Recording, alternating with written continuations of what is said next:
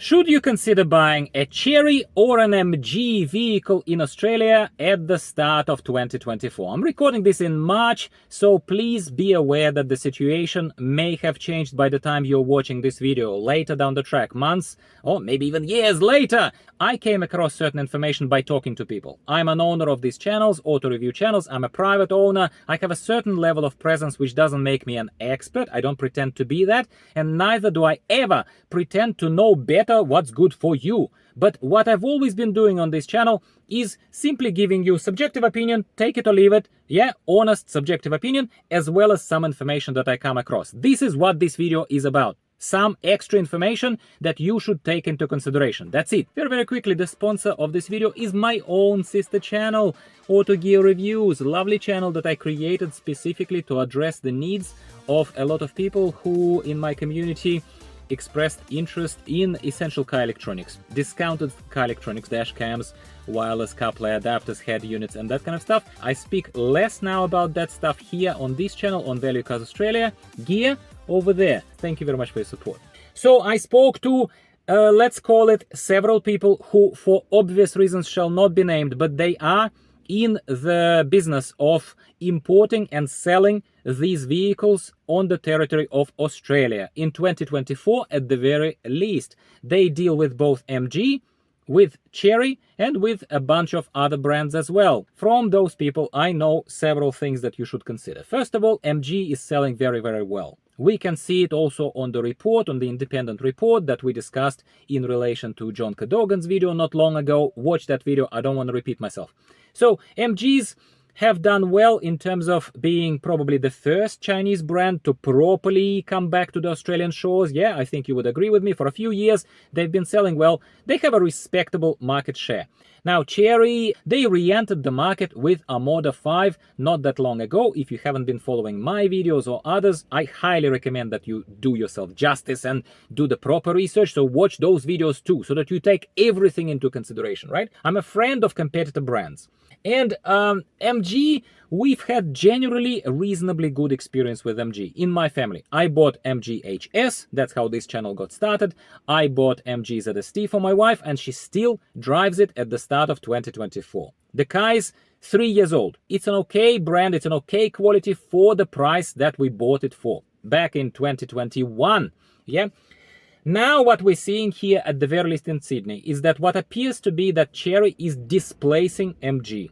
Basically, the dealership that used to have, the big dealership, for example, in my area, that used to be very much MG, I'm simply looking at it and I'm seeing that Chery is moving in and MG is moving out. That's what I see. In addition to that, those facts that I said were revealed to me by the sources that shall not be named are saying that MG are very, very painful to deal with for the dealerships. Very, very painful for them to deal with. What does it mean for you as a potential owner of an MG? Well, it means that at the end of the day, you and I are the ones who end up holding the short stick. Because if it is hard for the dealerships to deal with the parent companies, then if you and I have issues with MG vehicles, it's going to come to the dealership. No matter how good those people are, they will not be able to help you and I if the parent company starts playing hardball. This is speculative. Speculative. I don't have issues with MG yet. I don't want to find out how it will be, but I'm hearing from people in the industry that MG is very hard to deal with. They are saying that Chery is a lot easier to deal with, is a lot more customer friendly.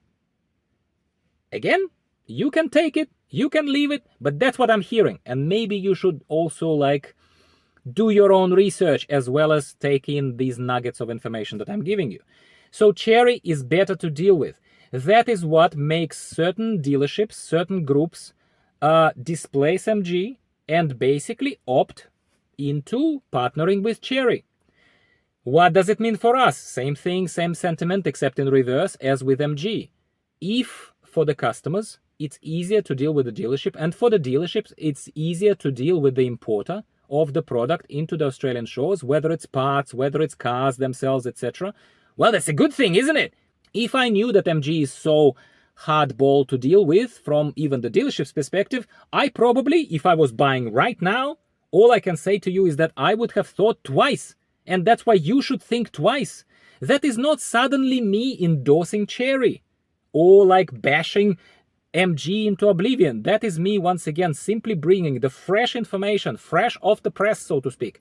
Recording this video hot on the heels of obtaining these extra data points, let's call them data points. We all work on data points. Additionally to that, Chery vehicles are ANCAP rated. You can trust, you can distrust, that's on you. That's on you, mate. You can trust that rating or whatever, yeah? Or distrust it. However, they are all ANCAP rated within the same category consistently. While in MG, back in 2021 when we bought ours, and now in 2024, they are still inconsistently rated. Say MG3, that I know a lot of my viewers kind of tried to defend their purchase. Of course, it's a sunken cost fallacy. I don't blame you. You're just a human. That's how you work. That's how your brain works. That's cool.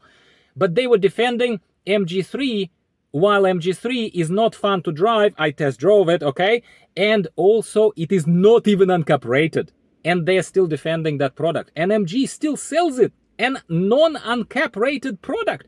And I believe, I don't have the latest on this, but I believe even a relatively new proposition from MG, MG5, which I kind of thought it was sort of value for money for a young person who has only $25,000 to play with, at least at the moment of when I reviewed it. Right now, as I sit here, there are better options that I'll talk to you next time, yeah, than that MG5. However, that was value, but I think that there is still something dodgy or inconsistent going on with the ANCAP rating of MG5 as well.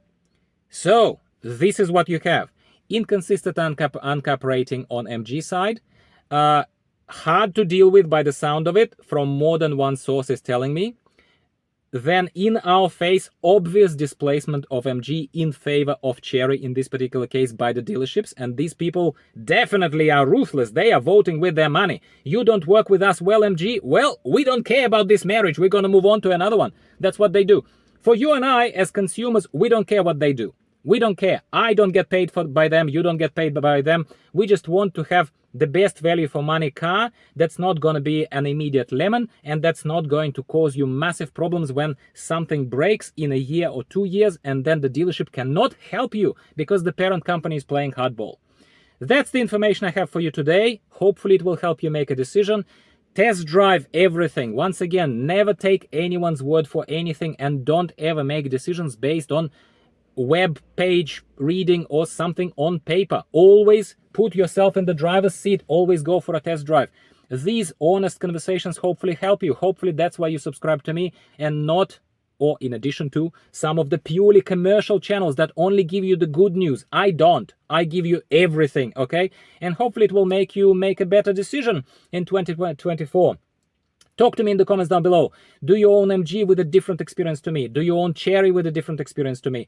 Are you considering to buy either? And if you're not, then what are you considering? I suspect I know what you're considering, and that would be my friends at GWM, who also don't pay me, by the way. Stay tuned. More information is coming. More comparison of the market proposition in 2024 is coming. We are going to talk about GWM, what they're doing with the market, and they're doing a lot of good things right now, as well as, obviously, the others, Chery, MG, LDV, etc. Thanks for watching. I hope you've enjoyed this. Have a good day wherever you are.